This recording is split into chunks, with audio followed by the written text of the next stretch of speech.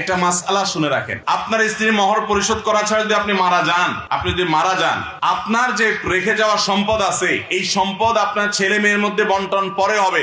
আগে আপনার পাওনা পরিশোধ করতে হবে। এই পাওনা পরিশোধের অংশ হিসাবে আপনার স্ত্রীর মহরের টাকা দিতে হবে, তারপর থাকলে ছেলে মেয়ে পাবে বা নাই। কথা কি বুঝাতে পারছি? অতএব এই পাওনা দেওয়া লাগবে কি লাগবে না? লাগবে। অনেকে আছেন বাসর রাতে মাপ চাই নিছেন, এরকম কিছু কাপুরুষ আছে না নাই?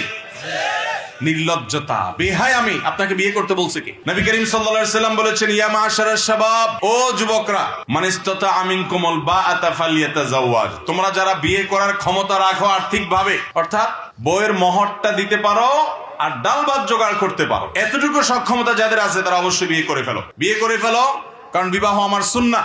আমার সুন্নাহ থেকে যে মুখ ফিরায় সে আমার উম্মত হতে পারে না।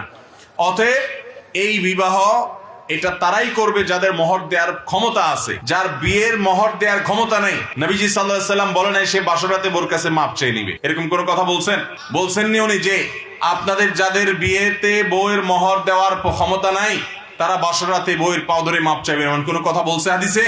কি বলছে? নবী করিম সাল্লাল্লাহু আলাইহি সাল্লাম বলেছেন, ওমান লাম ইয়াস্তাতি ফাআলাইহি বিসসাওম, যে ব্যক্তি বিয়ে করতে পারে না সে কি করবে? রোজা রাখবে। সে কি করবে? রোজা রাখবে। অতএব বিয়ে করবেন আবার বাসরাতে যা বোর কাছে মাপ চাবেন, এটা নির্লজ্জতা, এটা বেহায়ামি, এটা শরমের কথা, এটা হওয়া উচিত না।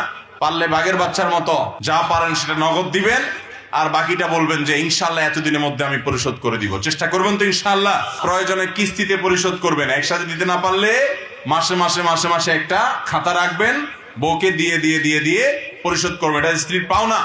এবং সেই টাকা দেওয়ার পর আবার জিজ্ঞাসা করবেন না টাকাগুলো কি করছো, জিজ্ঞেস করবেন। অনেক বেহায়া পুরুষ আছে, মোহরের টাকা দিয়া আবার পিছন দিয়ে যায় খাড়ায় থাকে, বলে যে এখন টাকাগুলা কি করছো, আবার ফুসলে মহিলার কাছ থেকে হাওলাত নিয়ে নেয়। আছে না এরকম অনেক পুরুষ? খুব খারাপ কথা, খুব খারাপ কথা। তার টাকা সে তার বাবাকে দিবে, সে তার মাকে দিবে, সে তার ভাই বোনকে দিবে, সে খরচ করবে, এমনকি আপনি গরিব মিসকিন হলে আপনাকেও দিবে। কিন্তু তাই বলে আপনি তাকে জিজ্ঞেস করে বিব্রত করতে পারবেন না যে টাকাটা কি করেছো। আমরা মেয়েদের উপরে অনেকে অত্যাচার করি, অবিচার করি, স্বামীরা ধরা খেতে হবে। অতএব স্ত্রীর মহর পরিশোধ করবো তো ইনশাআল্লাহ।